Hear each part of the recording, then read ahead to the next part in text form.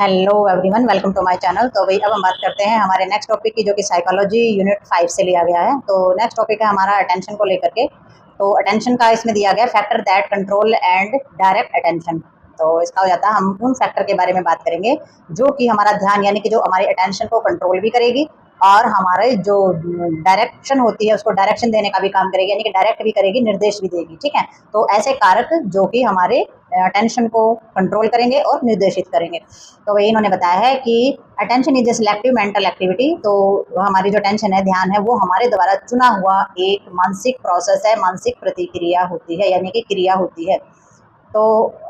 इसमें आगे बताया गया many object of stimuli bid for our attention. तो बहुत सारे जो मतलब कुछ ऑब्जेक्ट ऐसे होते हैं जो कि हमारी जो अटेंशन होती है ना, उसको क्या कर देते हैं, उसको हटा देते हैं या फिर हम आकर्षित करने की कोशिश करते हैं। ठीक है, कुछ ऐसी सिचुएशन हमारे आसपास हो जाती है, कुछ ऐसे ऑब्जेक्ट होते हैं जो हमारे ध्यान को आकर्षित करने का काम करते हैं, but we do not attend to all of them. लेकिन हम उन पर क्या करते हैं, attend to all of them, हम उन पर ध्यान नहीं देते हैं। We select on and give up other. तो हम एक मतलब कि उनमें से एक को चुनते हैं। अभी हम काम कर रहे हैं, वो करते रहेंगे, या जो सामने जो सिचुएशन हमें अट्रैक्ट करिए या फिर वो करेंगे। तो वो जो हम अटेंशन पे करते हैं वो हमारी अपनी चुनी हुई सिचुएशन होती है। इसीलिए इसको सिलेक्टिव मेंटल एक्टिविटी बोला गया है कि भाई कहीं शोर हो रहा है, कहीं झगड़ा हो रहा है, हमने वो देखना है, या फिर हम जो काम कर रहे हैं अपना उसी काम को करते रहना। अभी हमने क्या देखना, हमें उस चीज़ में इंटरेस्ट नहीं है, हमने नहीं जानना है। तो वो जो चीज़ें होती हैं वो हमारी सिलेक्टिव एक्टिविटी, मेंटल एक्टिविटी, इसको इसीलिए बोला जाता है क्योंकि वो हमारे द्वारा ही चुनी हुई सिचुएशन होती है।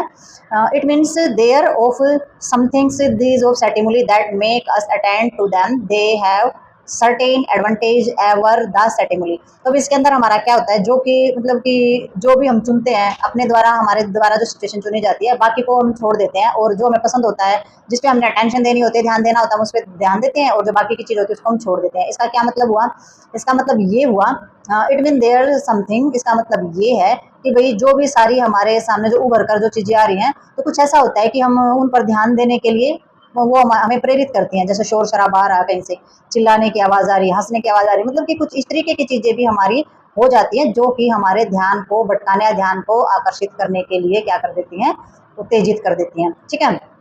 तो इसमें इन्होंने बताया they have certain advantage over the stimuli. तो जो हम उन पर अगर ध्यान देने के लिए वो हमारी जो प्रेरित करती है, तो दूसरी जो हमारी चीज़ें होती हैं जो हमें उत्तेजित करते हैं, उनकी तुलना में कुछ हमारे जैसे कि एडवांटेज इसमें बताए गए हैं, लाभ इसके अंदर बताए गए हैं। तो लाभ में क्या बताया, this condition are called the objective condition और फैक्ट और ऑफ अटेंशन। तो इस कंडीशन के अंदर, इस कंडीशन को क्या बोला गया, ये जो स्थिति होती है इसको ध्यान की क्या बोला गया, हमारी ऑब्जेक्टिव कंडीशन बोला गया। ऑब्जेक्टिव यानी कि वस्तुनिष्ठ हम जिसको बोलते हैं। ठीक है, तो हमारी ये जो है, ये हमारी ऑब्जेक्टिव कंडीशन होती है, और इसको क्या कहा जाता है, इसको फैक्टर भी कहा जाता है। किस चीज़ का फैक्टर, अटेंशन फैक्टर भी इसको बोला जाता है। यानी कि कुछ ऐसी सिचुएशन भी हो जाती है जो कि हमारे ध्यान को बहुत ज़्यादा तरीके से हमारी आकर्षित करती हैं। तो उसका फ़ायदा क्या होता है, इसमें एडवांटेज क्या बताया गया है कि फिर जो चीज़ उस टाइम हमारे लिए ज़रूरी होती है, वो भी चीज़ें, कुछ चीज़ें ऐसी ज़रूरी होती है जो हमारे काम से भी ज़्यादा ज़रूरी होती हैं। ठीक है, जैसे हम काम कर रहे हैं, फ़ोन की बेल बजती है, या फिर कोई ज़रूरी कॉल है, या फिर बाहर डोर बेल बजती है, वहाँ पर भी वो भी ज़रूरी चीज़ होता है। ऐसा तो नहीं है हम काम कर रहे हैं, कोई आए हम दरवाज़ा ना खोलें। तो मतलब इस तरीके की जो चीज़ें होती हैं, मतलब कि जो बार बार ऐसी चीज़ें होती हैं, इस तरीके का हमारा कंडीशन जो है वो उत्पन्न होती है कि उसकी तुलना में हमें विशेष लाभ भी होते हैं, भी हम उस काम को छोड़ करके और उस काम को पहले करें। ठीक है, तो इसमें लाभ भी होते हैं, और ये वस्तुनिष्ठ हमारी बोली जाती है, यानी कि ऑब्जेक्टिव कंडीशन ये हमारी होती है, और ये एक फैक्टर भी होता है हमारा अटेंशन को लेकर के, एक कारक भी होता है। तो इसमें इस तरीके से हमारे बहुत सारे फैक्टर होते हैं, हम एक एक करके उनको डिस्कस करेंगे अभी आगे। तो भाई अब हमारे इसके अंदर जो हमारे पॉइंट दिए गए हैं, जो फैक्टर दिए गए हैं, एक एक करके उस फैक्टर के ऊपर हम डिस्कस करेंगे। तो फैक्टर के ऊपर जो हम डिस्कस करेंगे वो हमारी सबसे पहले आ जाती है इंटेंसिटी। ठीक है, तो इंटेंसिटी के अंडर क्या आ जाता है, इंटेंसिटी में हो जाता है on the whole a strong stimuli will attract attention more quick than a weak one. तो कहने का मतलब ये है कि इंटेंसिटी क्या हो जाती है, हमारी इंटेंसिटी किसी चीज़ की तीव्रता जो तेजी से या कम इंटेंसिटी होना, या तेजी से किसी चीज़ को तेज करना या कम करना, तो हमारा इंटेंसिटी के दौरान आ जाता है। तो इन्होंने बताया कि भी सामान्य on the wall of strong stimuli. तो भी इसमें जो हमारी इंटेंसिटी होती है उसका जो उस चीज़ का जो हमें पता चलता है, वो हमारा कमज़ोर स्थिति या फिर हमारी ज़्यादा वाली जो स्थिति होती है उसकी तुलना में अधिक क्या हो जाती है, उसकी तुलना में अधिक हमारी affective attentions more quickly than the weak one. ठीक है, तो उसकी कमज़ोर होती है, किसकी तुलना में कमज़ोर होती है, जो हमारी जल्दी से, यानी कि जो हमारी कमज़ोर वाली जो चीज़ें होती हैं, कमज़ोर उद्दीपन जो होता है उसकी तुलना में अधिक जल्दी से ध्यान आकर्षित कर लेती हैं। ठीक है, तो कमजोर वाली चीज जो होती है वो हमारी जल्दी से ध्यान आकर्षित करती है, जैसे कि लाउड साउंड हमारी, जैसे कि ठीक है। तो इसमें जो इंटेंसिटी होती है वो तीव्र होती है, कमजोर वाली से ज्यादा होगी, तो ध्यान आकर्षित करे क्या करेगी, जो कमजोर वाली से ज्यादा होगी। तो जैसे कि ज्यादा तेज आवाज, ठीक है, ब्राइट लाइट होगी, बहुत ज्यादा चकाचौंध की रोशनी अगर होगी, ठीक है, लूसिड कलर हमारा होगा, यानी कि चमकीली रोशनी होगी, या फिर चटक रंग जो हमारा होता है उस पर भी बहुत ज्यादा ध्यान चला जाता है, लूसिड कलर उसको बोला जाता है। इंटेंस ऑडोर अट्रैक्ट और अटेंशन फॉर द रीजन, और भी किसी प्रकार की अगर बहुत गंदी स्मेल अगर आ रही है तो ये जो कारण होता है इससे हमारा ध्यान जो है वो बहुत ज्यादा आकर्षित होता है। तो इंटेंसिटी देखी जाती है किसी भी चीज की। अब कोई भी चीज, लाइट तो है, लाइट जल रही है, ठीक है, उससे हमें किसी प्रकार की कोई अटेंशन नहीं होगी। कब अटेंशन देंगे हम उस चीज पर, कब ध्यान देंगे, जब वो लाइट की रोशनी जरूरत से ज्यादा है, ठीक है। आवाज है, उस आवाज पे हम ध्यान नहीं देंगे, हम अटेंशन कब होंगे, जब साउंड जो है लाउड होती है, जब भी अटेंशन उसके ऊपर हमारी जाती है, तो इंटेंसिटी देखी जाती है। तो भी इंटेंसिटी हमारी जिस तरीके की हमारी होती है उसी तरीके से हमारा क्या करती है, अट्रैक्ट करती है हमें, और हमारी जो अटेंशन होती है उसके अंदर वो चीज शामिल होती है, ठीक है। सबसे पहले इंटेंसिटी है वो हमारी देखी जाती है। तो इंटेंसिटी से ही पता चलता है, किसी के घर में बाहर गली में खड़े हुए लोग जैसे कि बातें कर रहे हैं फॉर एग्जांपल, तो उनकी इंटेंसिटी देखी जाएगी, वो आराम से बात कर रहे हैं या फिर वो चिल्ला चिल्ला के बात कर रहे हैं। तो अगर वो लाउडली बहुत ज्यादा बात करे तो सबको क्या लगेगा, ध्यान आकर्षित होगा कि भाई किसी का झगड़ा वहां पे हो रखा है, ठीक है। तो इस तरीके से हमारी जो इंटेंसिटी होती है वो डिसाइड करती है कि जो हमारी अटेंशन है वो किस तरीके से जाएगी। सेकंड नंबर में इसमें आ जाता है change in intensity of quality of stimulus. तो अभी इसमें क्या हमारा रहता है, चेंज इन इंटेंसिटी। तो अभी किसी भी तरीके की जो तीव्रता होती है उसकी क्वालिटी क्या है, और उसकी उत्तेजना जो क्या जो है उसके अंदर किसी भी तरीके का बदलाव जो होता है इंटेंसिटी के अंदर, तो वो चीजें भी हमारी अटेंशन जो होती है उसको लेती हैं, यानी कि आकर्षित करती हैं अपनी तरफ, और ध्यान हमारा वहां पर जाता है। It also attract our attention, we get, इसमें आ जाता है एक्सट्रोमोड्स of the stimuli which of the remain constant over long period of time, pay very little attention to is the speed of in intensity। तो इन्होंने बताया है कि भाई इसमें जो भी हमारा जिस भी तरीके की जो इंटेंसिटी होती है उसकी गुणवत्ता, यानी कि उसकी जो क्वालिटी होती है, या फिर उसकी जो स्टिमुलेट होती है, यानी कि जो उसकी उत्तेजना होती है, उसमें अगर किसी तरीके का परिवर्तन आता है तो ये भी हमारे क्या करती है, अट्रैक्ट आवर अटेंशन, तो हमारे ध्यान को आकर्षित करती है। We get off the adjustment, यानी कि हम एक ऐसे उत्तेजना के क्या हो जाते हैं, स्टिमुली ऑफ द रिमेन्स से हम ऐसे उत्तेजना के क्या हो जाते हैं, अभ्यस्त हो जाते हैं, आदी हो जाते हैं, यानी कि आदत हमारी हो जाती है, जो कि lower long period of the time, जो कि बहुत लंबे समय तक जो है वो बनी रहती है, ठीक है। Pay very little attention to in the speed of their of intensity, और ये जो हमारी उत्तेजना होती है इसके बावजूद उस पर बहुत ही कम ध्यान देते हैं, ठीक है, यानी कि लंबे समय तक ये हमारा जो है बहुत लंबे समय तक हमारी बनी रहती है। जिस भी चीज, जिस भी इंटेंसिटी के हमें अभ्यास हो जाए, जैसे कि किसी के घर में बहुत ज्यादा शोर शराबा रहता है तो उनको उसी साउंड की आदत हो जाती है, किसी को शांति से रहना पसंद है, किसी के घर में वो धीरे धीरे बातचीत करते हैं, तो उसे उसी तरीके की जो है आदत हमारी हो जाती है, और ये जो हमारी अभ्यास होती है, जो हमारी आदत होती है, ये लंबे समय तक बनी रहती है, ठीक है। तो इसमें इंटेंसिटी जो होती है हमारी, जो बहुत ज्यादा इंटेंसिटी होती है उसके बावजूद उस पर बहुत कम ध्यान देते हैं, ठीक है, यानी कि जो दूसरी चीज़ है उस पर बहुत कम ध्यान दिया जाएगा, जो हमारी आदत है उस वो जो है बहुत ज़्यादा ध्यान उस इंटेंसिटी के ऊपर हमारा दिया जाता है। फॉर एग्जाम्पल इन्होंने बताया है जैसे कि मिलर में not mind the clutter of the mill but he will is once notice if there is any marked change in it। तो इन्होंने उदाहरण के लिए बताया कि भी एक जो जैसे कि मिलर होता है चक्की चलाने वाला, Miller is may not mind, तो भाई वो जो चक्की चलाने वाले को अगर चक्की की जो खड़खड़ाहट से मतलब कि कोई फर्क नहीं पड़ता है, क्योंकि उसे आदत हो गई है, वो सारा दिन चक्की चलाता रहता है, तो उसकी जो आवाज होती है, ठीक है, तो उसको क्या हो जाता है, उसको शायद कोई फर्क ना पड़े, लेकिन अगर कोई दूसरा इंसान उसके वहां पर जाता है, it once notice if there is any mark change in it, और अगर कोई दूसरा इंसान वहां पर जाता है तो उससे उसमें अगर इसमें कोई बड़ा बदलाव होता है इस चीज को लेकर के, ठीक है, तो वो क्या हो जाता है वहां पर, उसमें उसकी जो थिंकिंग होती है, और क्लॉक यानी कि of a clock in the room may not attract and attention but if it is stop our attention is once attracted by it. तो इसका कहने का मतलब ये है कि एक जो चक्की चलाने वाले की जो चक्की की जो खड़खड़ाहट होती है उससे शायद जो चक्की चलाने वाला होता है उस पर कोई फर्क नहीं पड़ता, ठीक है, क्योंकि उसको हैबिट हो चुकी है, लेकिन अगर उसमें कोई बड़ा बदलाव होता है, ठीक है, बड़ा बदलाव इन द सेंस कि जो चक्की चल रही है उसमें चक्की के बीच में कोई मतलब कि अगर कोई वो पीस रहा है तो उसमें कोई आवाज आने लग जाए, मोटर से कोई आवाज आने लग जाए, या उसके जो पत्थर जो घिस रहे हैं उसमें कंकड़ पत्थर कुछ ऐसी चीज आवाज आने लग जाए, ठीक है, उसमें कोई बदलाव हो जाए तो वो तुरंत ध्यान देगा उस चीज पे कि भी चक्की में से किस चीज की आवाज आ रही है। कोई भी जैसे मिक्सी में भी कोई चीज आप पीसते हो, वो भी एक चक्की के जैसी होती है, उसमें भी जब आप पीसते हो तो उसमें बहुत ज्यादा जोर से झटका लगने लग जाए या अजीब सी आवाज आए तो आप बहुत ज्यादा ध्यान देते हो। कूलर चल रहा है, पंखा चल रहा है, जब वो गड़गड़ाहट की आवाज है, किसी भी तरीके की आवाज आनी स्टार्ट हो जाती है ना, तो आप उस चीज में मतलब कि जो आप जिस शोर की आपको आदत हो चुकी है उसी इंटेंसिटी पे सुनने की हैबिट हो चुकी है किसी भी साउंड को, जब उस साउंड में चेंज आता है, बदलाव आता है, तो आपका ध्यान जो है तुरंत उस चीज के ऊपर हमारा जाता है,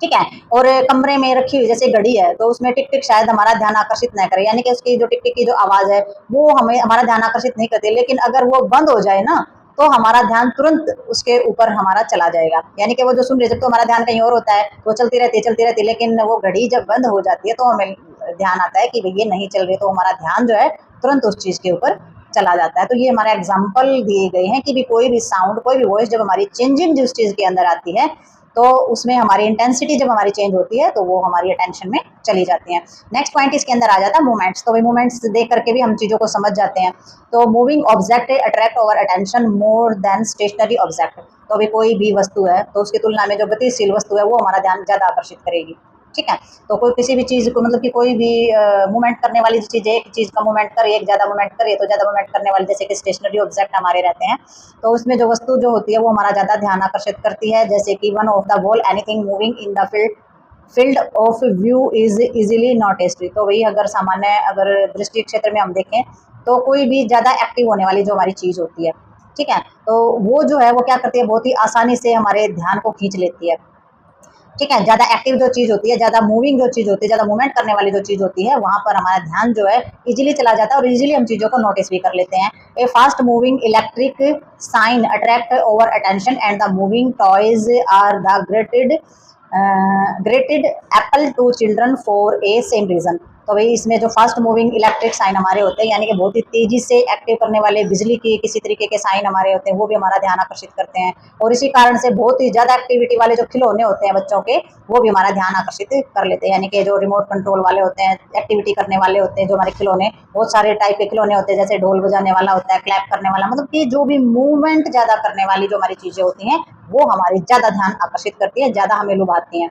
ठीक है। तो ये हमारी मूवमेंट्स पे डिपेंड रहने वाली अटेंशन होती है, मूवमेंट्स की वजह से हमारी अटेंशन को अपनी तरफ खींचती है, यानी कि आकर्षित हमें करती हैं। तो देखते हैं नंबर 4 के अंदर, तो अभी हम इसमें बात करते हैं नेक्स्ट पॉइंट, जैसे कि हमारा पॉइंट 4 है, तो पॉइंट 4 में दिया गया साइज,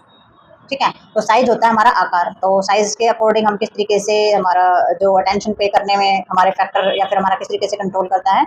तो on the whole large object attract our attention more than small ones, तो इन्होंने बताया कि आमतौर पर जो बड़ी चीजें होती है ना वो छोटी जो चीजें होती है उनकी तुलना में ज्यादा ध्यान आकर्षित करती है, यानी कि एक सामने एक छोटी सी चीज रखी है, एक बहुत बड़े आकार की चीज रखी, कोई मूर्ति कोई तस्वीर ही ले लो, छोटी होगी तो हमारा ध्यान नहीं जाएगा, बड़ी होगी तो हमारा तुरंत ध्यान उसके ऊपर चला जाता है। But if there is very small object against a haze background it will attract attention, ठीक है। लेकिन यदि कोई मतलब कि बहुत छोटी वस्तु है और जो बड़ी उसके पीछे जो बैकग्राउंड है उसके बीच में हो तो वो भी ध्यान आकर्षित करेगी, यानी कि जो ऑब्जेक्ट है वो छोटा है और जो बैकग्राउंड है वो बड़ी है, ठीक है, तो वो भी हमारा ध्यान आकर्षित करेगी बहुत ज्यादा। We notice usually tall people of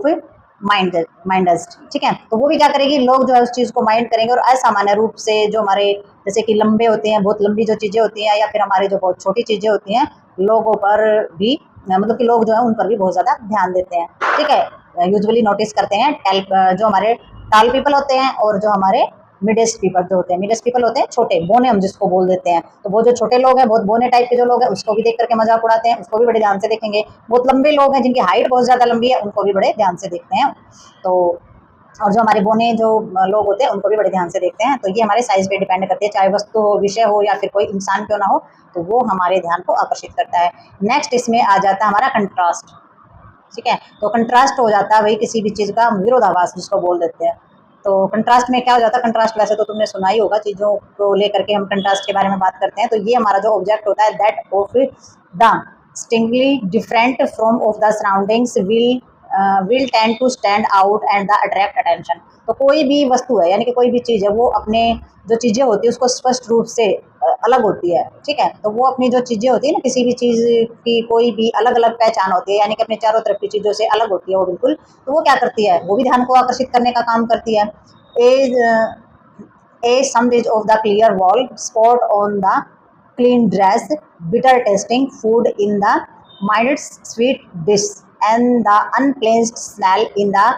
mildest of pleasant smell will attract our attention. तो कौन कौन सी चीजें इन्होंने बताई इसके अंदर, एक साफ दीवार पर अगर धब्बा लगाओ तो वो भी हमारे ध्यान को आकर्षित करेगा। एक बिल्कुल साफ सुथरी ड्रेस आपने पहनी हो, अगर उस पर छोटा सा भी दाग लग जाए तो वो भी हमारे ध्यान को आकर्षित करेगा, ठीक है। और बहुत हमने कोई मीठी चीज बनाई है तो मीठी चीज के बीच में कड़वा स्वाद आ जाए किसी भी चीज का हमारे खाने के अंदर, यानी कि खीर ही है और उसमें कड़वास आ जाए तो तुरंत हमारा ध्यान उसके अंदर जाएगा, ठीक है। और बहुत सारी सुगंधों के बीच में, यानी कि बहुत सारी चीजें हैं, सुगंध है हर तरफ सारी चीजों की, और वहां पर अलग से कोई गंदी स्मेल अगर आ जाती है तो उसमें भी हमारा ध्यान आकर्षित वो करती है। तो ये हमारा कंट्रास्ट जो चीजें होती है, यानी कि विरोधाभास का मतलब होता है उस चीज के विरोध में, अगेंस्ट जो हमारी चीजें होती हैं कि बहुत सारी अच्छी चीजों के बीच में एक बुरी चीज आ जाए, बहुत सारे अच्छे लोग बैठे हैं वहां पर कोई ऐसा इंसान बैठा हो जो बदतमीज हो, अच्छे से बात नहीं कर रहा हो, तो वो क्या करता है, हमारे ध्यान को आकर्षित करता है। नेक्स्ट जो हमारा पॉइंट आ जाता है इसमें 6, तो 6 पॉइंट के अंदर हमारा आ जाता है नोवेल्टी। नोवेल्टी होती है नवीनता, नयापन, ठीक है। Any object that is new of different from those we have encountered of the far makes a powerful appeal from over attention. तो इन्होंने बताया नोवेल्टी यानी कि नवीनता का मतलब हो जाता है कि कोई भी जो वस्तु है, कोई भी जो चीज़ है जो नई हो, या फिर अब तक हमने जिन भी वस्तुओं का सामना किया है उनसे अलग हो। तो नोवेल्टी का मतलब यही हो जाता है कि कोई भी ऐसी चीज़ जो कि नई हो,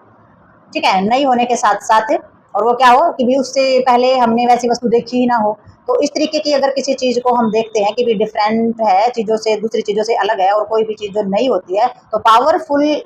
अपील फॉर आवर अटेंशन, तो वो क्या करेगी, वो बहुत ही मतलब बहुत ही ज़्यादा मात्रा में क्या करेगी, आपका जो ध्यान आकर्षित करने की जो शक्ति है उसको और भी ज़्यादा पावरफुल बना देगी, यानी कि आप उसे ध्यान दे बगैर रह नहीं पाएंगे, ठीक है। आप उसे और भी ज़्यादा ध्यान से देखेंगे, अरे ये कितनी सुंदर है, तो नया डिज़ाइन है, चाहे आप कहीं भी शॉप पे कपड़े देख रहे हैं, चप्पल देख रहे हैं, कोई भी आर्टिकल्स देख रहे हैं, अगर आपने पहली बार वो डिज़ाइन देखा है, आपको बहुत ज़्यादा पसंद आया, तो इस तरीके की जो चीज़ें होती है जो नई भी होती हैं और जो अपनी दूसरी चीज़ों से अलग भी होती हैं। A new and unusual piece of hospital equipments, a new fashion in dress will attract our instant attention. तो वही इन्होंने भी वही उदाहरण दिया जो मैंने अभी भी आपको बताया है कि जो भी हमारा, जैसे कि अस्पताल में एक नया और असामान्य कोई इक्विपमेंट्स आ जाए, उपकरण आ जाए, या कपड़ों में कोई नया फैशन आ जाए, वो भी हमारा ध्यान जो है वो भी जो हमारा ध्यान है वो तुरंत हमारा ध्यान आकर्षित करने का काम करता है, ठीक है। तो ये हमारा हो जाता है नॉवेल्टी का मतलब यही हो जाता है नॉवेल्टी में, यानी कि नई चीज़ और अपनी चीज़ों से भिन्न, यानी कि अलग जो चीज़ होती है तो वो बहुत ही ज़्यादा मात्रा में हमारे ध्यान को खींचती है। तो भाई नेक्स्ट हमारा इसके अंदर आ जाता है रिपीटेशन, ठीक है। तो रिपीटेशन हो जाती है कि भाई किसी भी चीज़ का रिपीटेशन का मतलब हो जाता है कि उस चीज़ को बार बार रिपीटेशन में लेकर के आना, रिपीटेशन इन द सेंस कि बार बार उसको दोहराना। तो रिपीटेशन में आ जाता है sometime A stimuli is not so intense or big or has no advantage of moments, yet it can gain our attention if is judged closely। इसके अंदर आ जाता है जैसे कि judged exclusively repeated in the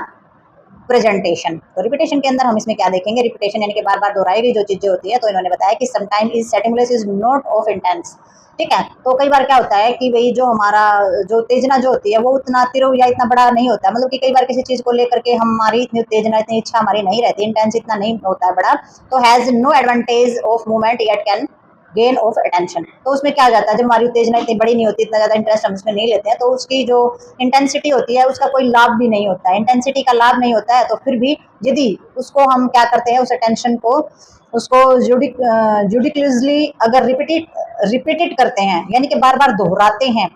ठीक है, यानी कि विवेकपूर्ण जो हमारा तरीका होता है शांति से, उस तरीके से अगर उसको बार बार उस चीज़ को दोहराया जाए तो वो हमारा ध्यान आकर्षित कर लेती है। यानी कि कोई भी चीज़ इतनी उत्तेजित भी नहीं है और कोई बड़ा रीज़न भी उसके पीछे नहीं है, कोई ज़्यादा इंटेंसिटी भी नहीं है, तो उसका लाभ नहीं होता। लेकिन अगर उसी चीज़ को बार बार रिपीटेशन किया जाए, बार बार उस चीज़ को दोहराया जाए, तो वो हमारी ध्यान को आकर्षित कर लेती है। आकर्षित कैसे करती है, जैसे किसी इंसान से आप बात करें, उसको एक ही वर्ड्स बार बार बोलने की हैबिट जो होती है, तो आप कहीं ना कहीं माइंड उस चीज़ को कर ही लोगे कि ये बार बार सभी वाक्य को बोलने के लिए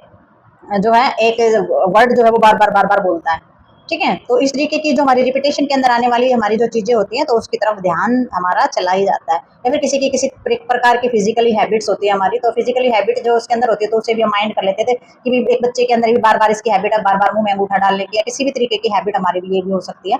तो रिपीटेशन में जब आप बार बार उस चीज़ को देखते हैं, रिपीट करते हैं उस चीज़ को, तो आप उस चीज़ के बारे में समझ जाते हैं, तो उसकी जो प्रेजेंटेशन होती है उसके बारे में भी आप समझ जाते हैं। ठीक है। तो इसमें जैसे कि a repeated cry, tapping at the door and repeated ringing of the call bell are easily noticed. तो आप जो रिपीटेड में होने वाली जैसे चीजें होती है, बार बार रोना, अगर कोई बार बार रो रहा है, ठीक है, दरवाजे पर कोई आता है तो घंटी बार बार बजाता है तो आसानी से ध्यान आकर्षित करते हैं। ठीक है। तो बार बार अगर घंटी बजाता है तो एक बार घंटी बजाने से इतनी जल्दबाजी नहीं करेंगे, बार बार घंटी बजाएगा तो हम और भी जल्दी नोटिस करेंगे उस चीज को, और भी ज्यादा जल्दी जो है अटेंशन हम उसको देंगे। ठीक है। Certain important fact are the repeated by the teacher of order to attract and the attention of students. तो इसमें सर्टेन जो इंपोर्टेंस इसमें बताई, इसी प्रकार से जब कोई भी शिक्षक यानी कि कोई भी टीचर जो है वो स्टूडेंट को ध्यान आकर्षित करने के लिए कुछ महत्वपूर्ण जो उसकी जो चीज़ें होती हैं, महत्वपूर्ण जो भी हमारे फैक्टर होते हैं उनको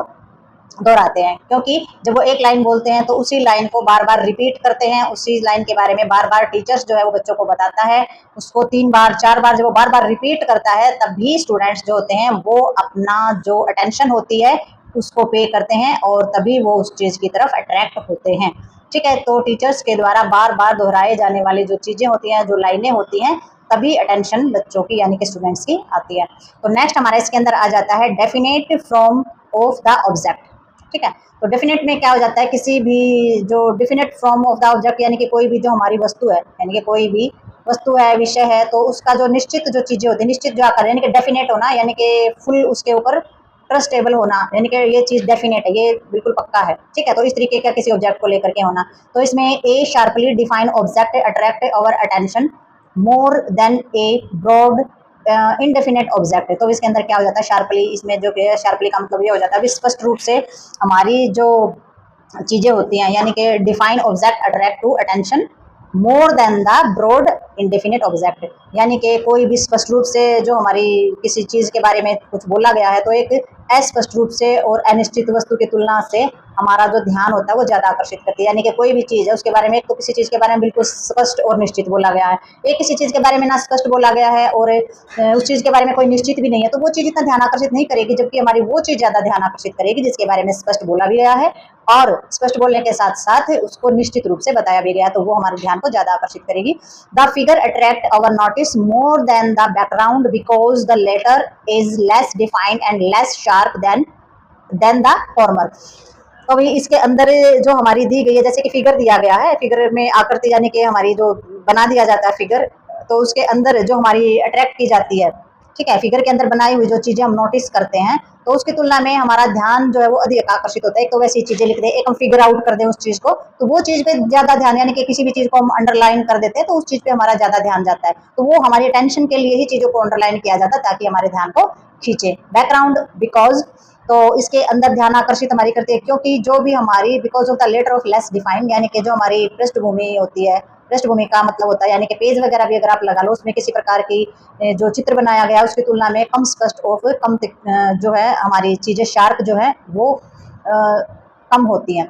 यानी कि कोई भी चीज है अगर आपने उसमें डायग्राम, उसमें डिजाइन और इस तरीके की चीजें कर रखी है, ठीक है, आकृति बना रखी है, कुछ ऐसी चीजें करके, तो वो ध्यान को ज्यादा खींचेंगे। अगर कोई डिजाइन नहीं है, कोई आकृति नहीं है, कुछ तरीके की चीजें नहीं बनाई तो वो हमारे ध्यान को कम खींचेंगी। तो ये हमारी ऑब्जेक्ट को लेकर के होती है, क्योंकि कोई चीज पे ज्यादा कलरफुल चीजें होती है उसकी तरफ हम ज्यादा देखते हैं, कोई सिंपल चीज होती है तो वो हम इतनी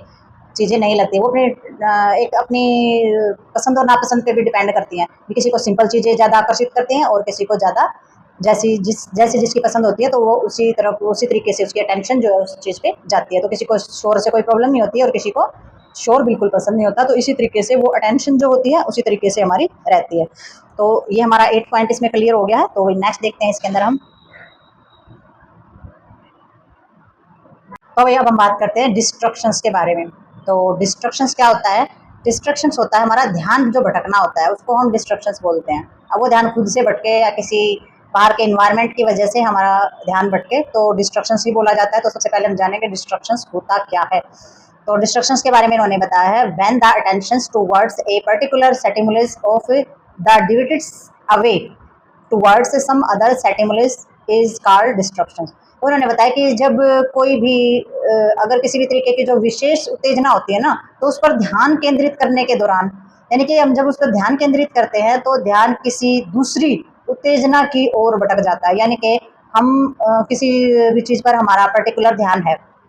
ठीक है, तो उसमें क्या होगा, हमने ध्यान केंद्रित करने के दौरान उस पर हम ध्यान केंद्रित कर रहे हैं और उसकी बजाय अगर कोई और भी उत्तेजित चीज़ या और भी मतलब मोटिवेटेड जो चीज़ होती है उसकी तरफ हमारा ध्यान भटक जाता है, ठीक है, तो उसे क्या कहते हैं, उसको बोल देते हैं some other stimulus is called distractions. तो ये हमारी क्या हो जाती है, इसको एक तरफ से इस डिस्ट्रक्शंस को यानी कि ध्यान भटकने को व्याकुलता भी बोल देते हैं। व्याकुलता यानी कि हम व्याकुल हो जाते हैं, मतलब कि ध्यान हमारा भटक जाता है। जब हमारा ध्यान भटकने का, व्याकुल होने का मतलब क्या है कि हम एक जगह पर स्थिर नहीं है, हमारा मन अस्थिर होना, डिस्ट्रक्शंस और व्याकुलता या ध्यान भटकना, ये सारे शब्दों का एक ही अर्थ होता है। For example, a student trying to focus in mind on study is interfered by music played at nearby shop. तो भाई हमारे इन्होंने जो उदाहरण दिया, इन्होंने बताया कि एक स्टूडेंट है, एक छात्र है जो अपनी पढ़ाई पर ध्यान यानी कि फोकस करना चाहता है, पढ़ाई पर ध्यान केंद्रित करने की कोशिश वो कर रहा है, पढ़ना चाह रहा है, लेकिन क्या होता है, तभी जो पास की जो दुकान है उसमें क्या बज रहे हैं, सॉन्ग बज रहे हैं, उसमें गाने बज रहे हैं, तो पास की दुकान में जो बज रहे हैं जो सॉन्ग होते हैं वो उसके ध्यान को भंग कर देते हैं, ठीक है। तो इसमें क्या जाता है, stimulus which the distract and attention is called distractions. तो ये क्या हुआ, इसमें हमारा जो जो ध्यान होता है, यानी कि जो स्टूडेंट्स होता है वो ध्यान लगा रहा है पढ़ाई में, और गाने की वजह से उसका ध्यान जो है गाने की तरफ चला जाता है और ध्यान क्या हो जाता है, भंग हो जाता है, ठीक है, तो उसका जो मन जो है वो भटक जाता है। और इसमें जो है अटेंशन इज कॉल्ड डिस्ट्रक्शंस। तो ध्यान भटकाने वाली जो हमारी उत्तेजना होती है उसको क्या बोलते हैं, एक तो हो जाता है हमारा अट्रैक्शन और एक हो जाता है डिस्ट्रक्शन, ठीक है। अट्रैक्शन मीन आकर्षित करना और डिस्ट्रक्शंस का मीनिंग होता है विकर्षण, ठीक है। तो इसमें जो अट्रैक्शन होती है वो नहीं हो पाता, उसमें डिस्ट्रक्शंस होता है, वो उस चीज को आकर्षित नहीं कर रहा है ध्यान को, वो क्या करता है, वो हमारा डिस्ट्रक्शंस करता है, यानी कि हमारे ध्यान को भटकाता है। और वो जो ध्यान भटकता है तो कई बार हमें अच्छा नहीं लगता है, हमें गुस्सा आता है उस चीज को लेकर के। तो distractions are of two types. तो वो जो डिस्ट्रक्शंस होता है वो दो टाइप का हमारा रहता है, एक हो जाता है हमारा कंटिन्यू और एक हो जाता है हमारा डिसकंटिन्यू। यानी कि एक होता है कि भाई लगातार हो रहा है और हमारा एक क्या हो जाता है, डिसकंटिन्यूज हमारा रहता है, एक लगातार हो रहा है और एक निरंतर हो रहा है, एक असंतुलित हो रहा है, ठीक है। तो कंटिन्यूज जो हमारा डिस्ट्रक्शंस होता है, यानी कि जो हमारा निरंतर जो हमारा ध्यान भटक रहा होता है, तो उसके अंदर क्या आ जाती है, a stimulate interfere in attention continuously is called continue distractions. तो भाई लगातार अगर किसी से कोई व्यवधान उत्पन्न हो रहा है, कोई बाधा उत्पन्न हो रही है, तो ध्यान भटकाने वाली जो भी हमारी जो एक्टिविटी है वो उसको कहा जाता है। उदाहरण के लिए जैसे कि मतलब उदाहरण के लिए इन्होंने नॉइस दिया है, ठीक है, और इसमें डिजर्ट जो हमारे कलर होते हैं या फिर ट्रेन जो होती है, तो इन चीज़ों का इन्होंने उदाहरण दिया है। और कंटिन्यू डिस्ट्रक्शन हमारा ये बोला जाता है कि भाई ध्यान में बाधा डालने वाली एक बहुत ज्यादा जो उत्तेजना जो कि लगातार हमारी बाधा उत्पन्न कर रही है, हमारे ध्यान भटकाने वाली जो गतिविधि है उसमें वो जो है लगातार बाधा उत्पन्न कर रही है, तो वो हमारा डिस्ट्रक्शन हमारा बोला जाता है। और ये हमारा इसमें उदाहरण में दिया गया है, जैसे कि डेजर्ट्स होते हैं हमारी, यानी कि कूलर वगैरह, ट्रेन है, या फिर किसी भी प्रकार का हमारी नॉइस यानी कि किसी भी प्रकार का जो शोर शराबा होता है, ये हमारी इस तरीके की चीजें होती हैं। तो ये कंटिन्यू डिस्ट्रक्शंस कर रही है, यानी कि ये नहीं है कि एक पल के लिए हो जाए और बंद हो जाए। अगर ये चीजें चलती हैं तो फिर हमारा ध्यान भटकता ही रहता है इनसे, यानी कि वो डिस्ट्रक्शंस पैदा करती रहेंगी, शोर चलता ही रहेगा। नेक्स्ट हमारा आ जाता है डिसकंटिन्यूस डिस्ट्रक्शंस। तो डिसकंटिन्यूस में क्या आ जाता है, when a stimuli of the distract the attention which with certain time gaps is called of the discontinuous distractions। तो ये जो हमारा होता है ये हमारा किस तरीके का डिस्ट्रक्शंस है, इसमें मतलब कि कोई भी उत्तेजना है वो निश्चित उसका समय होता है और कुछ इसका अंतराल होता है, तो उसके साथ ही ध्यान भटकाते हैं। भी कोई भी चीज़ है अभी आई है 1 मिनट और उसके बाद वो चली गई है, यानी कि 1 मिनट के लिए उसने ध्यान भटका दिया है, 2 मिनट के लिए ध्यान भटका दिया, 5 मिनट के लिए डिस्टर्ब कर दिया है। 5 मिनट भी बहुत ज़्यादा हो जाती हैं, एक ही मिनट में हम इसमें लेके चलते कि भी 1 मिनट के लिए ध्यान भटकाया और उसके बाद फिर से हमारा जो ध्यान है वो हमारा उसमें हो गया। तो ये जो होती है ये हमारी डिस्ट्रक्शंस के अंदर आ जाती हैं चीज़ें, तो ये डिसकंटिन्यू हो जाती है। कंटिन्यू में लगातार ध्यान भटकाती ही रहती हैं, डिसकंटिन्यू में थोड़े टाइम के लिए हमारा ध्यान भटकाती हैं। फॉर एग्जाम्पल जैसे कि वेल्डिंग लाइट भी एक बार चमका लगेगा, फिर उसके बाद हमारा जो है नॉर्मल हो जाएंगी चीज़ें। फॉलिंग वाटर ड्रॉप, किसी ने आपको पानी के छींटे दे दिए तो 1 मिनट के लिए ध्यान आपका भटका है, आफ्टर शॉर्ट इंटरवल, ठीक है। और ये जो होते हैं थोड़े थोड़े अंतराल पर जो हमारी गिरती हुई पानी की बूंदें जो होती हैं या फिर वेल्डिंग की जो रोशनी होती है, इन दोनों चीज़ों के उदाहरण दिए गए हैं जो कि हमारे डिसकंटिन्यू होते हैं। डिसकंटिन्यू का मतलब क्या होता है, पानी का जो ड्रॉप्स है वो वेल्डिंग वाला क्या करता है, वेल्डिंग करता है, एक पल के लिए क्या होएगा, उसमें से चिंगारियां निकलेंगी, ध्यान हमारा वहाँ जाएगा, फिर थोड़ी देर वो बंद कर देगा,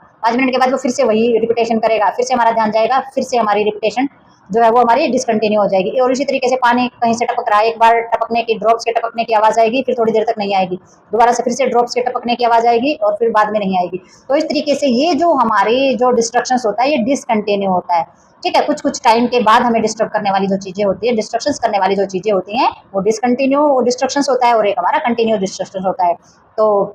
अकॉर्डिंग टू एग्जाम्पल आप समझ ही गए होगे कि दोनों में क्या डिफरेंशिएशन है और डिस्ट्रक्शंस जो है वो होता क्या है। तो ये जो हमारा टॉपिक है अटेंशन का और डिस्ट्रक्शंस का, ये हमारा यहाँ पर हो चुका है कंप्लीट। तो मिलते हैं नेक्स्ट वीडियो और नेक्स्ट टॉपिक के साथ, तब तक के लिए like share subscribe and comments जरूर करें।